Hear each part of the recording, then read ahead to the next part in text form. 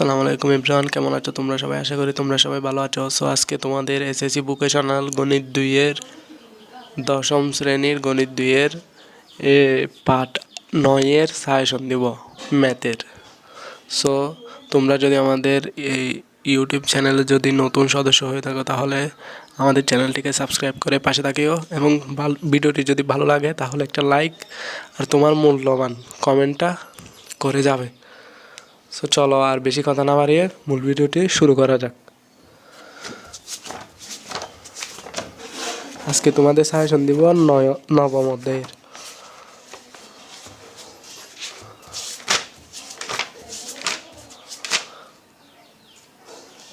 নবম অধ্যায় আছে দূরত্ব উচ্চতা।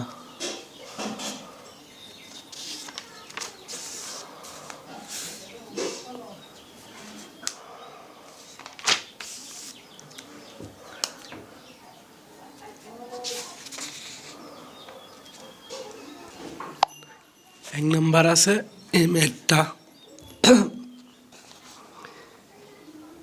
ভালো করে দেখে নাও।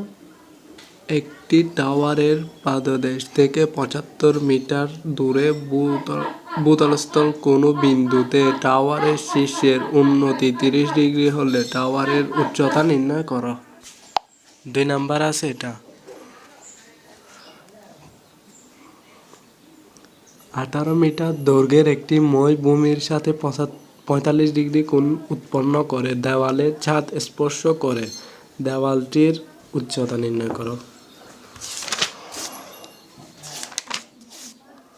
3 নাম্বার আছে এটা, 64 মিটার লম্বা একটি খুঁটি ভেঙে গিয়ে সম্পূর্ণ বিচ্ছিন্ন না হয়ে ভূমির সাথে 60 ডিগ্রি কোণ উৎপন্ন করে খুঁটিটির ভাঙা অংশের দৈর্ঘ্য নির্ণয় করো।